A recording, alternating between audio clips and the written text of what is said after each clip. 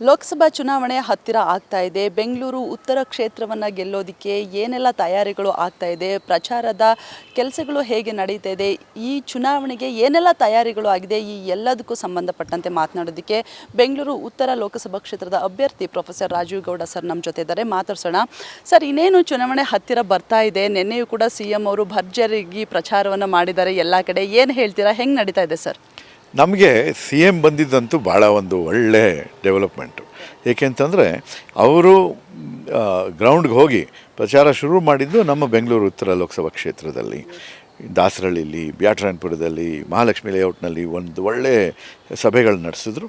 ಮಲ್ಲೇಶ್ವರದಲ್ಲಿ ಭಾಳ ಜೋರಾಗಿ ಒಂದು ರೋಡ್ ಶೋ ನಡೆಸಿದ್ರು.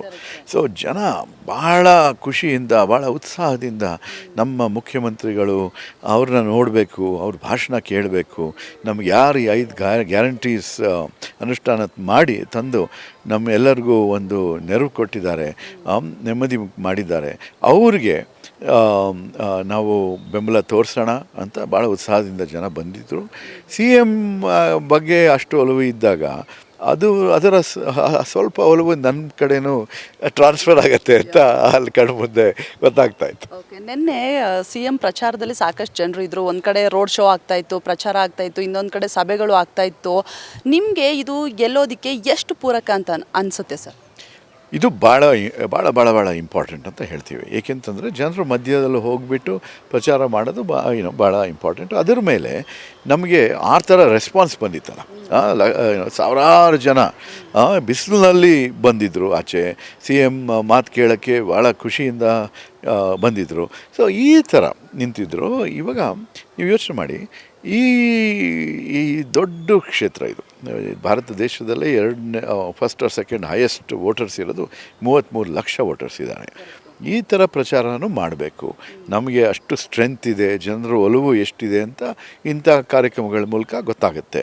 ಅದರ ಜೊತೆ ನಾವು ನಿಮ್ಮ ಮೂಲಕ, ಮಾಧ್ಯಮಗಳ ಮೂಲಕ ಜನರಿಗೆ ನಮ್ಮ ಅಭಿಪ್ರಾಯಗಳು, ನಮ್ಮ ಸಾಮರ್ಥ್ಯ, ನಮ್ಮ ರಾಜ್ಯಸಭೆಯಲ್ಲಿ ಮಾಡಿದ ಕೆಲಸದ ಬಗ್ಗೆ ಎಲ್ಲ ತಿಳಿಸೋಕ್ಕೆ ನಾವು ಮೀಡಿಯಾ ಮೂಲಕ ಮತ್ತು ಸೋಷಿಯಲ್ ಮೀಡಿಯಾ ಮೂಲಕನೂ ನಾವು ಭಾಳ ಕೆಲಸ ಮಾಡೋದಿದೆ. ಸೊ ಇದು ಈ ಥರ ಕ್ಯಾಂಪೇನ್ ಏನಿದೆ, ಬರೀ ಡೋರ್ ಟು ಡೋರ್ ಕ್ಯಾಂಪೇನಿಗೆ ಒಂದೇ ಅಲ್ಲ, ಅದು ಮಾಡಬೇಕು. ಈ ಥರ ರ್ಯಾಲೀಸು ನಡೆಸಬೇಕು, ಈ ಥರ ರೋಡ್ ಶೋಸು ಮಾಡಬೇಕು. ಅದರ ಜೊತೆ ಮೀಡಿಯಾ, ಸೋಷಿಯಲ್ ಮೀಡಿಯಾ ಮೂಲಕ ಜನರಿಗೆ ನಮ್ಮ ಹಿನ್ನೆಲೆ, ನಮ್ಮ ವಿಷನ್ ಏನಿದೆ, ನಮ್ಮ ಕಾರ್ಯಕ್ರಮಗಳು ಏನು, ಅದ್ರ ಬಗ್ಗೆನೂ ನಾವು ತಿಳಿಸ್ಬೇಕಾಗತ್ತೆ.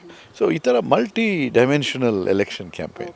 ಸರ್, ಇವಾಗ ನಿಮ್ಮ ಕ್ಷೇತ್ರದಲ್ಲಿ ಎದುರಾಳಿಯಾಗಿ ಶೋಭಾ ಕರಂದ್ಲಾಜೆ ಅವರು ಇದ್ದಾರೆ. ಕ್ಷೇತ್ರದಲ್ಲಿ ಟ್ರೆಂಡ್ ಹೇಗಿದೆ, ಏನು ಹೇಳ್ತಿದ್ದಾರೆ ಸರ್ ಜನರು? ಜನರೆಲ್ಲ ಭಾಳ ಸ್ಪಷ್ಟವಾಗಿ ಹೇಳ್ತಾ ಇದ್ದಾರೆ, ನಮಗೆ ಬೇರೆ ಕ್ಷೇತ್ರದಲ್ಲಿ ಎಲ್ಲಿ ಅವರು 10 ವರ್ಷ ಕೆಲಸ ಮಾಡಿದ್ರೋ ಮಾಡಲಿಲ್ಲೋ ಆ ಕ್ಷೇತ್ರದಿಂದ ಸುಮ್ಮನೆ ನಮಗೇನಕ್ಕೆ ಕಳಿಸಿದ್ದಾರೆ ಇಂಥ ಕ್ಯಾಂಡಿಡೇಟ್ನ, ಯಾರು ಅಲ್ಲಿ ಅವರ ಕಾರ್ಯಕರ್ತರೇ ಅವ್ರ ವಿರುದ್ಧ ಗೋ ಬ್ಯಾಕ್ ಸ್ಲೋಗನ್ಸ್ನ ಘೋಷಣೆ ಮಾಡಿದ್ರಲ್ಲ, ಅಂಥವ್ರು ನಮಗೇನಕ್ಕೆ ಬೇಕು ಅಂತ ಭಾಳ ಜನ ಹೇಳ್ತಾರೆ. ಇಲ್ಲ, ಲಾಸ್ಟ್ ಟೈಮ್ ನಾವು ಮೋದಿಯವ್ರಿಗೆ ವೋಟ್ ಮಾಡಿದ್ವು, ಈ ಸತಿ ಈ ಕಾಂಗ್ರೆಸ್ ಪಾರ್ಟಿ ಒಂದು ಸೂಕ್ತ ಅಭ್ಯರ್ಥಿನ ಕೊಟ್ಟಿದ್ದಾರೆ ನಮಗೆ. ಅಂಥ ಕ್ಯಾಂಡಿಡೇಟ್ನ ನಾವು ನೋಡಿ, ನಮ್ಮ ಇಶ್ಯೂಸು ಲೋಕಲ್ಲು, ನ್ಯಾಷನಲ್ ಇಶ್ಯೂಸು ಇರುತ್ತೆ, ಆದರೆ ನಮ್ಮ ನಗರದ ಬದಲಾವಣೆ, ನಮ್ಮ ಲೋಕಲ್ ಏರಿಯಾ ಅಭಿವೃದ್ಧಿ ಇರ್ಬೋದು, ನಮ್ಮ ರಾಜ್ಯದ ಹಿತ ಇರ್ಬೋದು, ಇವೆಲ್ಲ ನೋಡ್ಕೊಳ್ಳೋರು ಯಾರು, ಯಾರಿಗೆ ಎಜುಕೇಷನ್ ಇದೆ, ಯಾರಿಗೆ ಸಾಮರ್ಥ್ಯ ಇದೆ, ಯಾರಿಗೆ ಆಸಕ್ತಿ ಇದೆ, ಯಾರಿಗೆ ತಿಳುವಳಿಕೆ ಇದೆ, ಇವನ್ನೆಲ್ಲ ನೋಡಿಕೊಂಡು ನಮ್ಮ ಪರವಾಗಿ ವೋಟ್ ಮಾಡ್ತಾರೆ ಅಂತ ಭಾಳ ಜನ. ಇವತ್ತು ಬೆಳಗ್ಗೆನೂ ಯಾರು ಬಂದಿದ್ದರು.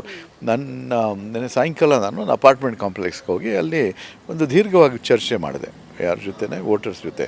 ಆ್ಯಂಡ್ ಅಂಥ ಸಂದರ್ಭದಲ್ಲಿ ಅವ್ರು ಹೇಳಿದರು, ಅವ್ರು ಹೇಳಿದ್ದು ಅವ್ರು ಮೊದಲು ಮೋದಿಯವ್ರಿಗೆ ಹಾಕ್ತಾಯಿದ್ರು ಅಂತ, ಈ ಸತಿ ನಿಮ್ಮಂಥ ಕ್ಯಾಂಡಿಡೇಟ್ ಇದ್ದಾರೆ ಅಂದ್ಬಿಟ್ರು, ನಾನು ನಿಮ್ಗೆ ಹಾಕ್ತೀನಿ, ನಮ್ಗೆ ಗೊತ್ತಿರೋರೆಲ್ಲರನ್ನೂ ನಿಮಗೆ ಹಾಕ್ಸೋಕ್ಕೆ ಪ್ರಯತ್ನ ಪಡ್ತೀವಿ ಅಂತ ಹೇಳ್ತಾರೆ. ಸರ್, ಕ್ಷೇತ್ರದ ಅಭಿವೃದ್ಧಿಗೆ ಏನೇನು ಕಾರ್ಯಕ್ರಮಗಳನ್ನು ಹಮ್ಮಿಕೊಂಡಿದ್ದೀರಾ ಸರ್ ನೀವು? ಏನು ವಿಷನ್ ಏನು ನಿಮ್ಮದು? ನೋಡಿಮ್ಮ, ನಮ್ಮ ಜನರ ಸಮಸ್ಯೆಗಳೇನು, ವಿದ್ದಲ್ಲಿ ನೀರಿನ ಸಮಸ್ಯೆ ಇರ್ಬೋದು, ಟ್ರಾಫಿಕ್ ಸಮಸ್ಯೆ ಇರ್ಬೋದು. ಇವಾಗ ಟ್ರಾಫಿಕ್ ಬಗ್ಗೆ ಯೋಚನೆ ಮಾಡಿದ್ರೆ, ಈ ಮೆಟ್ರೋ ಫೀಡರ್ ಬಸ್ ಲಾಂಚ್ ಮಾಡಿದ್ದು ನಾನೇ. 15 ವರ್ಷದಿಂದ ಸಬರ್ಬನ್ ರೈಲ್ಗೆ ಒತ್ತಾಯ ಮಾಡಿ ಇವಾಗ ಅದೂ ಮುಂದೆ ಹೋಗ್ತಾ ಇದೆ. ಇವಾಗ ನೀರಿನ ಬಗ್ಗೆ ನಾವು ಕೆರೆಗಳ ಬಗ್ಗೆ ಯೋಚನೆ ಮಾಡಬೇಕು. ಮನೆಯಲ್ಲಿ ರೈನ್ ವಾಟರ್ ಹಾರ್ವೆಸ್ಟಿಂಗ್ ಬಗ್ಗೆ ಎಲ್ಲರೂ ಸೇರಿ ಒಂದು ಮೂವ್ಮೆಂಟ್ ಅಭಿಯಾನ ಶುರು ಮಾಡಬೇಕು. ಸೊ ಈ ಥರ ಮಾಡಿದಾಗ ನಮ್ಮ ಸಮಸ್ಯೆಗಳ ಬಗ್ಗೆ ನಾವು ಬೇರೆ ರೀತಿಯಲ್ಲಿ ಒಂದು ಬದಲಾವಣೆ ತರ್ಬೋದು. ಹೆಬ್ಬಾಳ್ ಫ್ಲೈಓವರ್ನಲ್ಲಿ ಅಡಿಷ್ನಲ್ ಲೇನ್ಸ್ ಹಾಕೋಣ, ಪಬ್ಲಿಕ್ ಟ್ರಾನ್ಸ್ಪೋರ್ಟ್ಗೆ ಪ್ರಾಮುಖ್ಯತೆ ಕೊಡೋಣ. ಆ ಥರ ನಾವು ಆಗಲೇ ಕೆಲಸ ಮಾಡ್ಕೊಂಡು ಬಂದಿದ್ದೀವಿ. ಅದರ ಜೊತೆ ಬರೀ ಸಮಸ್ಯೆಗಳೇನು, ಒಂದು ನಮ್ಮ ಕ್ವಾಲಿಟಿ ಆಫ್ ಲೈಫ್ನಲ್ಲಿ ಒಳ್ಳೆ ಬದಲಾವಣೆ ತರಬೇಕು ಅಂತಂದರೆ ಸ್ಪೋರ್ಟ್ಸ್ ಸೆಂಟರ್ಸ್ ಜಾಸ್ತಿ ಹೆಚ್ಚು ಮಾಡಬೇಕು, ಕಲ್ಚರಲ್ ಸೆಂಟರ್ಸ್ ಹೆಚ್ಚು ಮಾಡಬೇಕು. ಈ ಥರ ಎಲ್ಲ ಮಾಡಿದಾಗ ನಮ್ಮ ಜನರಿಗೆ ಇವಾಗ ಡೆವಲಪ್ಮೆಂಟ್ ಇನ್ನು ಮುಂದೆ ಹೇಗೆ ಮಾಡಬೇಕು, ಇವಾಗ ಒಂಥರ ನಡೀತಾ ಇದೆ. ಇನ್ನು ಬೇರೆ ರೀತಿಯಲ್ಲಿ 15 ಮಿನಿಟ್ ಸಿಟೀಸ್ ಅಂತ ಮಾತಾಡ್ತೀವಿ, ಆ ಕಾನ್ಸೆಪ್ಟ್ ಇಂಪ್ಲಿಮೆಂಟ್ ಮಾಡಿ ಇನ್ನು ಮುಂದೆ ಈ ಬೆಂಗಳೂರು ಏನಾರ ಇನ್ನೂ ಡೆವಲಪ್ ಆದರೆ ಆ ಥರ ಲೋಕಲ್ನಲ್ಲೇ ಎಲ್ಲ ಸಿಗಬೇಕು, ನಡ್ಕೊಂಡು ಹೋಗಬೇಕು, ಸೈಕಲ್ನಲ್ಲಿ ಹೋಗೋಕ್ಕೆ ಒಂದು ಅವಕಾಶ ಇರಬೇಕು. ಆ ಥರ ನಾವು ವ್ಯವಸ್ಥೆಗಳು ಮಾಡೋಕ್ಕೆ ಒಂದು ವಿಷನ್ ಎಲ್ಲ ಇಟ್ಕೊಂಡಿದ್ದೀವಿ. ಒಂದು ಮ್ಯಾನಿಫೆಸ್ಟೋ ಲಾಂಚ್ ಮಾಡ್ತೀವಿ. ಈಗಾಗಲೇ ಸದಾನಂದ ಗೌಡರು ಇದ್ದರು, ಇವಾಗ ಶೋಭಾ ಕರಂದ್ಲಾಜೆ ಅವರು ಇದ್ದಾರೆ, BJPನೇ ಇದೆ ಇವಾಗ ನಿಮ್ಮ ಕ್ಷೇತ್ರದಲ್ಲಿ. ಸೊ ಏನು ಹೇಳ್ತೀರಾ ಸರ್ ಇದ್ರ ಬಗ್ಗೆ? ಇದ್ದರೂ ಏನು ಮಾಡಿದ್ದಾರೆ, ಯಾವತ್ತಾದರೂ ಕಾಣಿಸಿದಾರ ಜನರ ಮುಂದೆ? ಇವಾಗ 10 ವರ್ಷ ಸದಾನಂದ ಗೌಡರು ಇಲ್ಲಿಂದ MP ಆಗಿದ್ದರು, ಅವ್ರನ್ನ ಏನಕ್ಕೆ ಬದಲಾಯಿಸಿದ್ರು?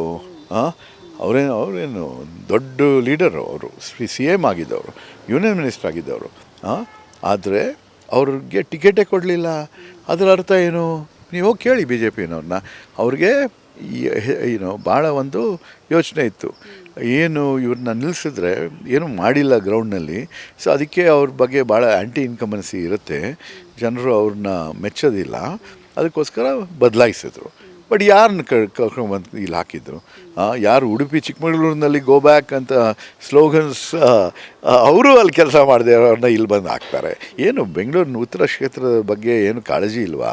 ಜನರ ಅಭಿಪ್ರಾಯ ಬಗ್ಗೆ ಏನು ಒಂದು ಗೌರವ ಇಲ್ವಾ?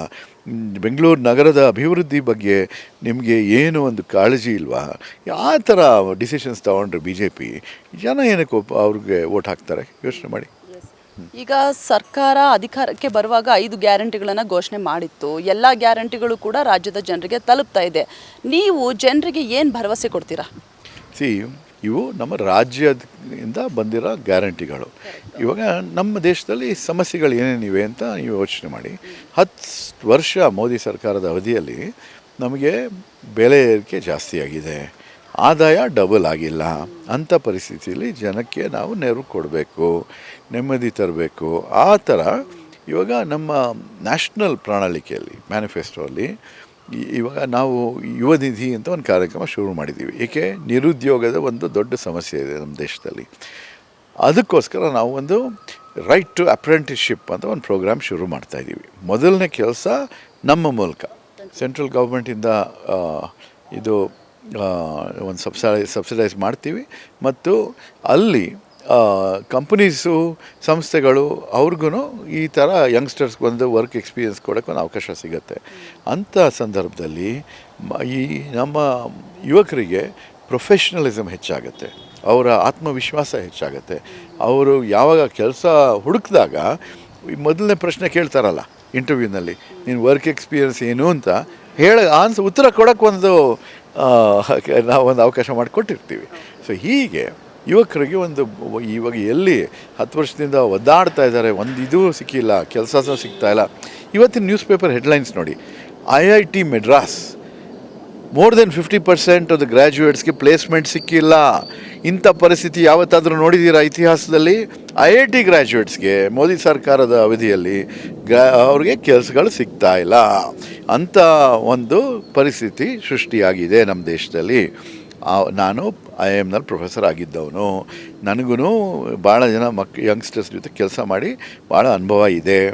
ಹೇಗೆ ಅವ್ರಿಗೆಲ್ಲ ನಾವು ಶಕ್ತಿ ತುಂಬಿಸಿ ಅವ್ರಿಗೆ ಒಳ್ಳೆ ಭವಿಷ್ಯ ಹೇಗೆ ತರ್ಬೋದು ಅಂತ ಅದ್ರ ಬಗ್ಗೆ ನಾವು ಕಾಳಜಿ ವಹಿಸಿ ತಿಳುವಳಿಕೆ ಇಟ್ಕೊಂಡು ಯಾವ ವರ್ಕ್ ಆಗುತ್ತೆ ಅವೆಲ್ಲ ನೋಡಿಕೊಂಡು ನಾವು ಅವ್ರಿಗೆ ಒಂದು ಭವಿಷ್ಯ ಕಟ್ಟೋಕ್ಕೋಸ್ಕರ ತಯಾರಾಗಿರ್ತೀವಿ. ಸರ್, ಯುಗಾದಿ ಹಬ್ಬ ಹಾಗೆ ರಂಜಾನ್ ಹಬ್ಬ ಇದೆ, ಆ ಹಬ್ಬದ ಶುಭಾಶಯಗಳು ನಿಮಗೆ. ವಿಶ್ ಮಾಡಿ ಸರ್. ಓಕೆ. ನಮ್ಮ ಕರ್ನಾಟಕ ರಾಜ್ಯದ ಎಲ್ಲ ಮತದಾರರಿಗೆ, ಅವರ ಕುಟುಂಬಗಳಿಗೆ ಮುಖ್ಯವಾಗಿ ಬೆಂಗಳೂರು ಉತ್ತರ ಲೋಕಸಭಾ ಕ್ಷೇತ್ರದ ಜನರಿಗೆ ನನ್ನ ಪರವಾಗಿ ನನ್ನ ಕಡೆಯಿಂದ ಯುಗಾದಿ ಹಬ್ಬದ ಶುಭಾಶಯಗಳು. ಈ ಹೊಸ ವರ್ಷದಲ್ಲಿ ನೀವು ಒಂದು ಒಳ್ಳೆಯ ನಿಶ್ಚಯ ತಗೊಳ್ಳಿ, ಒಳ್ಳೆಯ ಅಭ್ಯರ್ಥಿನ ಆಯ್ಕೆ ಮಾಡಿ, ನಿಮ್ಮ ಕಾಂಗ್ರೆಸ್ ಪಕ್ಷದ ಅಭ್ಯರ್ಥಿನ ಆಯ್ಕೆ ಮಾಡಿ ಅಂತ ಹೇಳಿ ವಿನಂತಿಸ್ತೀರಿ. ನಿಮ್ಮ ಮುಂದೆ ನಿಮಗೆ ಈ ವರ್ಷದಲ್ಲಿ ಒಳ್ಳೆಯ ಭವಿಷ್ಯ ಸಿಗಂಗಿದೆ. ಇದು ಒಂದು ಶುಭಾವಕಾಶ. ನನಗೊಂದು ಅವಕಾಶ ಮಾಡಿಕೊಡಿ, ಆಶೀರ್ವಾದ ಮಾಡಿ. ನಮ್ಮ ಬೆಂಗಳೂರು ಉತ್ತರ ಕ್ಷೇತ್ರದ ಮುಸ್ಲಿಂ ಬಾಂಧವರೇ, ತಮ್ಮೆಲ್ಲರಿಗೂ ರಂಜಾನ್ ಹಬ್ಬದ ಶುಭಾಶಯಗಳು. ಥ್ಯಾಂಕ್ ಯು ಸರ್, ಭೇಟಿ ಜೊತೆ ಮಾತಾಡೋದಕ್ಕೆ. All the best sir. Thank you so much ಸ್ವಾಮಿ. ಇದಿಷ್ಟು ಬೆಂಗಳೂರು ಉತ್ತರ ಲೋಕಸಭಾ ಕ್ಷೇತ್ರದ ಅಭ್ಯರ್ಥಿ ಆಗಿರುವಂತಹ ಪ್ರೊಫೆಸರ್ ರಾಜೀವ್ ಗೌಡ ಅವರ ಮಾತು. ಕ್ಯಾಮ್ರಾ ಪರ್ಸನ್ ಈರಣ್ಣ ಜೊತೆ ಸೌಮ್ಯ ಹಾಸನ್, BTV ನ್ಯೂಸ್, ಬೆಂಗಳೂರು.